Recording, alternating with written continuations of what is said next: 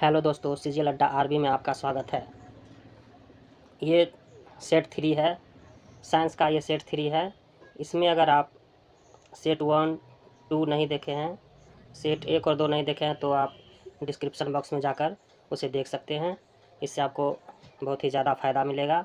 और ये मेरा सीजीएल अड्डा आरबी का चैनल है। अगर आप सब्सक्राइब नहीं किया तो सब्सक्राइब कर लीजिए और बेल आइकन को भी दबा लीजिए, जिससे नए जो भी नोटिफिकेशन आएगा आपको इंस्टेंटली मिल जाएगा। चलिए क्वेश्चन देखते हैं, और आप भी अपना नोटबुक पे क्वेश्चन को लिखिए और कितना नंबर आता है लास्ट में आप कमेंट बॉक्स में लिखिए कि कितना नंबर आया। चलिए, तो पहला क्वेश्चन नंबर 1 है, कौन सा अक्रिय गैस नहीं है? तो अक्रिय गैस कौन कौन से होते हैं? तो ये होता है helium, neon, argon, krypton, xenon और रुबेरियम। तो इसमें जो है, इसका याद करने का तरीका है, ये अक्रिय गैस जो होते हैं समूह 18 का तत्व है। और इसको याद करने का शॉर्टकट तरीका है हीना, नीना और करीना जीरोक्स रहना। और इससे सभी 6 अक्रिय गैस याद हो जाते हैं। यह है समूह 18 का तत्व। चलिए अगला क्वेश्चन देखते हैं। क्वेश्चन नंबर 2, नशे के अध्ययन को क्या कहते हैं? यहाँ पे नशा नहीं होगा, ये होगा नक्शा। नशा का होता है डिप्सोलॉजी, लेकिन नक्शा का अध्ययन जो होता है ये होता है, आप लगा के देखिए कौन सा आंसर होगा। इसका आंसर होगा कार्टोग्राफी। और आप अपना आंसर भी कमेंट बॉक्स में लिखिएगा। चलिए अगला क्वेश्चन देखते हैं। क्वेश्चन नंबर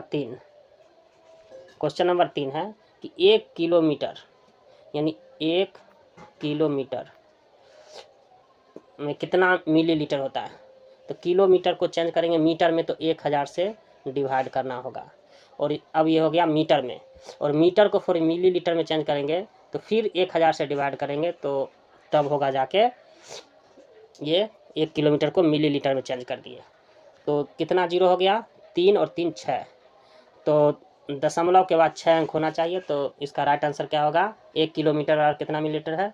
तो इसका राइट आंसर होगा A 0.501।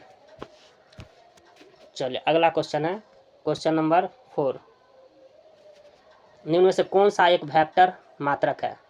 वेक्टर मतलब सदिश, और सदिश को सामान्यतः कैसे हम पहचान लेते हैं? तो जो भी शब्द है उसमें वो लगा हुआ रहेगा तो वो सदिश कहलाएगा। लेकिन कुछ अपवाद है। अपवाद क्या है? तो विद्युत धारा जो है, विद्युत धारा ये जो है अपवाद है। द्रव्यमान और दाब ये सभी जो है अपवाद में है। तो आप बताइए इसका आंसर क्या होगा? वेक्टर कौन सा है? तो वेक्टर कौन सा जिसमें वो लगा हुआ वो वेक्टर है, सदिश राशि यानी वेग है। वेक्टर जो होता है सदिश, उसमें हमेशा वो लगा रहता है, वो या ब लगा रहता है। अगला क्वेश्चन है क्वेश्चन नंबर 5, निम्नलिखित में से कौन सी धातु पारद धातु मिश्रण का गठन करती है जब इसे किसी धातु के साथ मिश्रित किया जाता है? तो पारद धातु जब भी होगा तो वो होगा पारा। इसका राइट आंसर डी होगा। और पारा का संकेत होता है Hg, और Hg परमाणु संख्या कितना है? 80 है, परमाणु संख्या 80। चलिए अगला क्वेश्चन नंबर 6। क्वेश्चन नंबर 6 विश्व एड्स दिवस कब मनाया जाता है? तो हर साल को 1 दिसंबर को विश्व एड्स दिवस मनाते हैं। और अगला क्वेश्चन है क्वेश्चन नंबर 7। क्वेश्चन नंबर 7 है कि आयोडीन की कमी के कारण जो कौन सा रोग होता है? तो आयोडीन की कमी से क्या होता है? गंडमाला यानी ग्वाइटर रोग होता है। आयोडीन की कमी से क्या होता है? तो ग्वाइटर रोग होता है। और विटामिन ए की कमी से क्या होता है? तो रतौंधी नाइट ब्लाइंडनेस होता है। इसको जीरोप्थेल्मिया भी कहते हैं। और ये जो होता है रूसी यानी स्कर्वी रोग किससे होता है? रूसी, तो वो होता है विटामिन सी की कमी से। और रिकेट्स रोग जो होता है बच्चों में होता है, चिल्ड्रेन में होता है, बच्चों में होता है रिकेट्स रोग, और ऑस्टियोमलेशिया जो होता है वयस्क में होता है। ये होता है किस विटामिन की कमी से? तो विटामिन डी की कमी से होता है रिकेट्स रोग। रिकेट्स रोग बच्चा में होता है, और वयस्क में क्या होता है? ऑस्टियोमलेशिया रोग। चलिए क्वेश्चन नंबर 8, दाब। क्वेश्चन नंबर 8 है कि दाब की इकाई क्या है? दाब का ऐसा मात्रक क्या है? तो पता ही होगा, दाब का इकाई ऑप्शन सी है, यानी न्यूटन प्रति मीटर स्क्वायर, या इसे पास्कल भी कहते हैं। दाब की इकाई क्या है? तो न्यूटन प्रति मीटर स्क्वायर या पास्कल। चलिए अगला क्वेश्चन है क्वेश्चन नंबर 9, हमारे वातावरण में कितने % नाइट्रोजन है? तो नाइट्रोजन तो पता ही होगा 78% होता है। नाइट्रोजन कितना होता है? तो 78% होता है। और ये जो है ऑक्सीजन होता है 21%। O2 कितना होता है? 21% होता है वातावरण में ऑक्सीजन। और CO2 पता होगा, CO2 कितना होता है? CO2 वातावरण में कितना होता है? तो 0.03% होता है CO2। चलिए अगला क्वेश्चन देखते हैं, क्वेश्चन नंबर 10 कि क्वेश्चन नंबर 10 है कि चाकू किसका उदाहरण है? चाकू वेड्ज का उदाहरण है। वैसी वस्तु जिसको 2 टुकड़ों में काटा जाता है, जिस वस्तु से 2 बराबर पार्ट में काटा जाता है उसे कहते हैं वेड्ज, चाकू कहते हैं। और चाकू जो उदाहरण है वेड्ज का, चाकू और कुल्हाड़ी ये दोनों वेड्ज के उदाहरण हैं। क्वेश्चन नंबर 11, निम्नलिखित में से रीढ़ की हड्डी वाला वर्टिब्रल, रीढ़ की हड्डी को क्या कहते हैं इंग्लिश में? वर्टिब्रल। और ये जो होता है रीढ़ की हड्डी वाला जीव कौन सा है? तो ये है कीवी। कीवी जो है रीढ़ की हड्डी वाला है। और मनुष्य में जो है रीढ़ की हड्डी कितने होते हैं? 33 होते हैं, 33। मनुष्य में वर्टिब्रल कॉलम कितने होते हैं? तो 33। चलिए अगला क्वेश्चन देखते हैं, क्वेश्चन नंबर 12। क्वेश्चन नंबर 12 है विश्व में सबसे तेज जानवर कौन सा है? तो सबसे तेज दौड़ने वाला जानवर है चीता। क्विक सिल्वर किसे कहते हैं? क्विक सिल्वर कहते हैं मरकरी को। क्विक सिल्वर किसे कहते हैं? तो मरकरी को कहते हैं। इसका Hg होता है और इसका परमाणु संख्या कितना होता है? 80। चलिए अगला क्वेश्चन है क्वेश्चन नंबर 14, मोबाइल फ़ोन का आविष्कारक कौन है? मोबाइल फ़ोन का आविष्कारक है मार्टिन कूपर। मोबाइल फ़ोन के आविष्कारक कौन है? Martin Cooper. अगला क्वेश्चन है क्वेश्चन नंबर 15। चलिए देखते हैं, क्वेश्चन नंबर 15 है गर्म शीशे धीरे धीरे ठंडा करने की प्रक्रिया को, गर्म शीशे को धीरे धीरे ठंडा करेंगे तो उसे क्या कहते हैं? तो उसे कहते हैं annealing. Option is right answer है। तो बाईफोकल लेंस, बॉस से है बाईफोकल लेंस, तो बॉस से इसका आंसर होगा, क्या होगा? तो बेंजामिन फ्रैंकलिन। बाईफोकल लेंस यानी द्विफोकसीय लेंस का आविष्कारक कौन है? तो बेंजामिन फ्रैंकलिन है। चलिए अगला क्वेश्चन देखते हैं, ये मेरा चैनल का नाम है CGL अड्डा RB। अगर आप इसे सब्सक्राइब नहीं किए हैं तो पहले जाकर सब्सक्राइब कर लें, उसके बाद फिर अगला क्वेश्चन देखें, क्योंकि और बेल आइकन को भी दबा लें, जिससे कि कोई भी नया वीडियो डालें तो आपके पास सबसे पहले नोटिफिकेशन आ जाए। चलिए अगला क्वेश्चन देखते हैं, question number 17, magnesium milk. Magnesium milk इसका जो है रासायनिक सूत्र होता है MgOH का होल 2। MgOH का होल 2 होता है मैग्नीशियम हाइड्रोक्साइड। तो मैग्नीशियम मिल्क का प्रयोग जो होता है किसके लिए किया जाता है?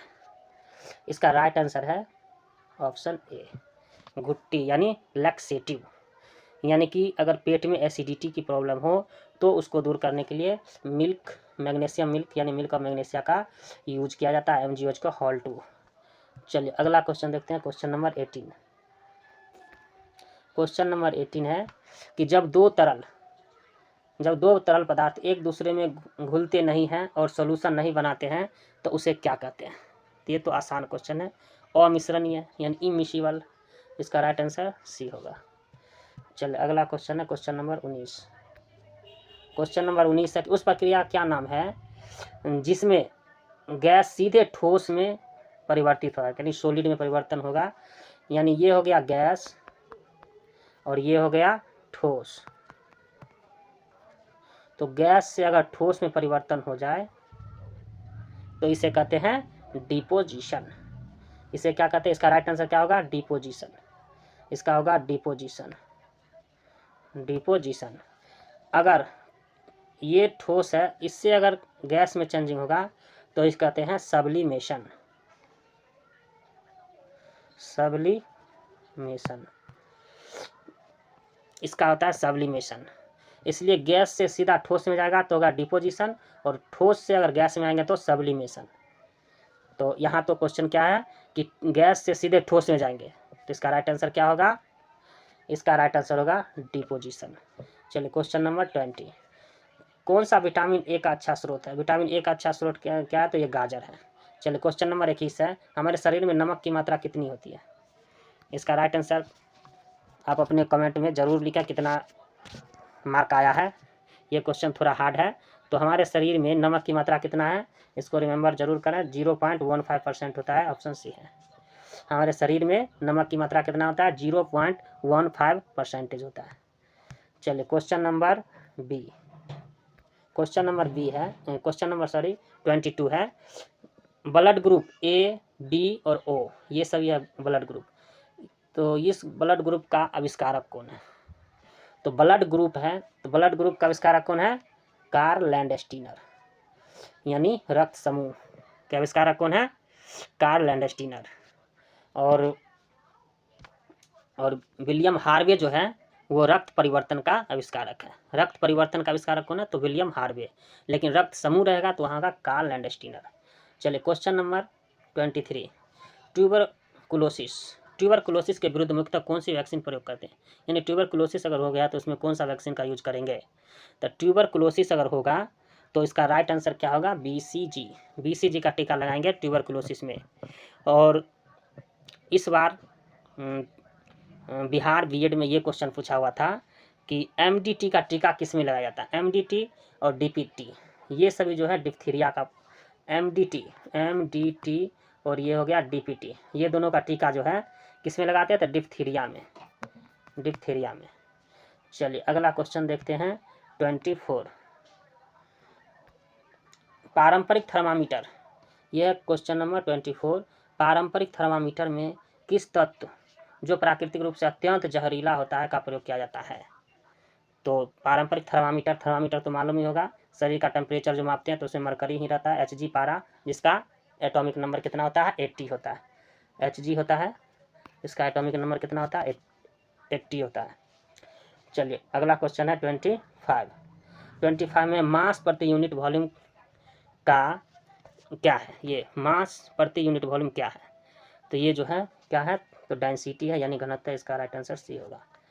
चलिए अगला क्वेश्चन है क्वेश्चन नंबर 26। क्वेश्चन नंबर 26 है कि रेडियो सक्रियता यानी रेडियो एक्टिविटी का आविष्कारक कौन है? तो इसका राइट आंसर होगा हेनरी बैकुरल। और रेडियो एक्टिविटी होता है, इसका यूनिट क्या है? क्यूरी होता है, क्यूरी। रेडियो एक्टिविटी का इकाई क्या है? तो क्यूरी है। चलिए क्वेश्चन नंबर 27। डैश का प्रशीतन यानी रेफ्रिजरेटर में प्रयोग किया जाता है? प्रशीतन में यानी रेफ्रिजरेटर में किसका प्रयोग करते हैं? तो CFC क्लोरोफ्लोरोकार्बन। राइट आंसर होगा इसका ए। चलिए अगला क्वेश्चन देखते हैं क्वेश्चन नंबर 28 है कि ब्रेक लगाने पर एक कार मुख्य रूप से डैश बल के कारण रुक जाती है। किस बल के कारण रुकता है? तो घर्षण बल के कारण। राइट आंसर इसका सी होगा। Question number 29। श्लेष्मा झिल्ली की सूजन को डैश कहा जाता है? तो श्लेष्मा झिल्ली के सूजन को क्या कहा जाता है? तो इसका राइट आंसर होगा ए, ब्रोंकाइटिस। श्लेष्मा झिल्ली का सूजन को किससे ये किया जाता है? सूजन को क्या कहा जाता है? तो ब्रोंकाइटिस कहा जाता है। चलिए क्वेश्चन नंबर 30 होगा, और ये है लास्ट क्वेश्चन है। क्वेश्चन नंबर 30 है कि पानी का हिमांक बिंदु क्या है? पानी का हिमांक बिंदु होता है 32 डिग्री फ़ारेनहाइट। 32 डिग्री फ़ारेनहाइट पानी का हिमांक बिंदु है, और डिग्री सेल्सियस में होगा 0 डिग्री सी। डिग्री सेल्सियस में कितना होगा? तो 0 डिग्री सी होगा, और फ़ारेनहाइट में 32 डिग्री फ़ारेनहाइट।